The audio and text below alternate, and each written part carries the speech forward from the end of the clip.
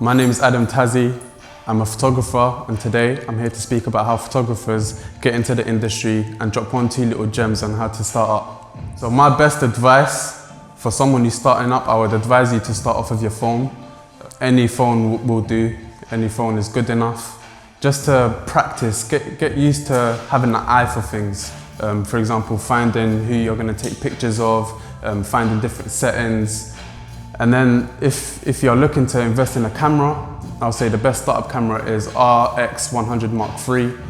That's the camera that I started with. That's a small compact camera. It's not too much. The price is quite affordable.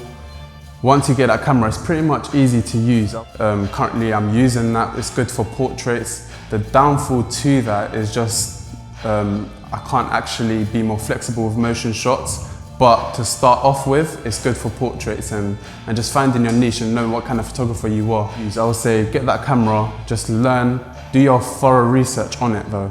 Actually do your research, find out the settings, what suits you, find out what kind of photographer you are. So for myself, I like streetwear, I like just taking pictures of people in their natural surroundings. Once you find out what kind of photographer you are, for example, me personally, I like block aesthetics.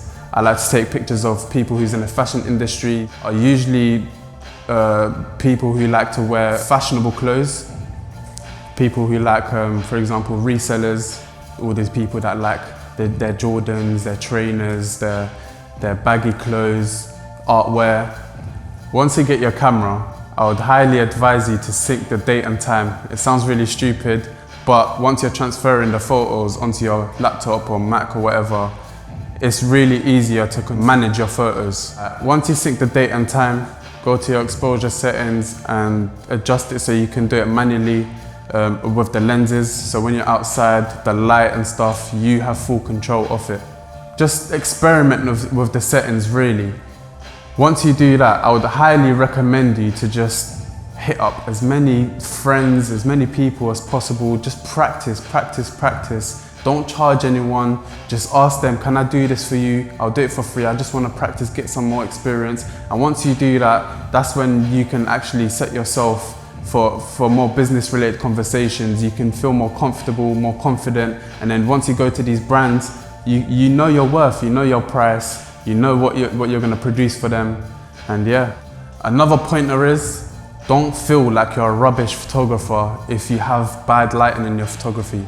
A lot of professional photographers come out with rubbish photos due to bad lighting, and that's uncontrollable sometimes. So I would highly recommend you to obviously plan your day, plan your shoots, find out when the best time, best setting is, and you can produce the best photos of that. One of the key things that I find useful in my photography is the ISO. So ISO is basically the sensitivity to the sensor. The higher the ISO, the more sensitivity it is to the light. So when you're going outside, I would say if you've got good lighting, I would highly recommend you do it to about 100. If it's in the shade, about 200, and if it's indoors, anywhere between 400 to 800, if not maybe more. That's down to you, you can adjust. One of the key things that I find useful is the aperture. So the higher, the less light, and the lower the aperture, the more light you're gonna bring in. Think of it like blades. That's how I see it anyways, for beginners, for people that's just starting up and don't necessarily understand key terms. That's the way I see it. I set pictures in my mind and I understand it better. So with shutter speeds, I would say the faster the shutter speeds, the better the motion of your photography is. So think of it like freeze frames. When it's pretty much useful when you're shooting someone who's an athlete, who's like, for example, runners, footballers. These are quite useful in commercial shoots as well. So if you was to go and do a sports commercial or any type of commercial that's a lot of movement, the faster the shutter speeds are, the better for you.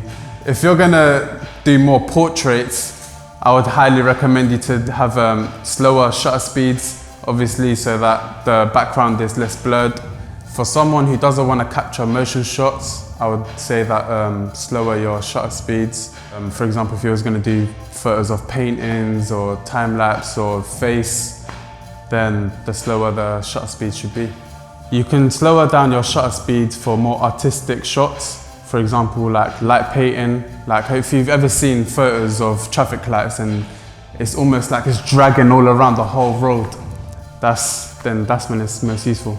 So if you're truly a beginner and you want to understand editing, I would highly recommend you to just go on your phone, search editing apps, even Instagram for instance. When you go and upload a photo, there's a section of the editing. Find the best filter that suits the kind of photography that you're doing. You play around with the contrast, the structure, sharpen it up a bit, and yeah, once you find the right balance, I would say don't do too much. Sometimes simplicity is the best, but I would say explore for the most part until you find your niche. If you really are a beginner, my best advice is not to focus on having the best tools like Lightroom, all these Photoshop softwares. I would say start off with your phone. Focus on just getting the basics right. For example, when you have a photo that's a bit too dark, you can play around with the lighting, the shadows, the contrast, again with the filters, and also the temperature of the photo.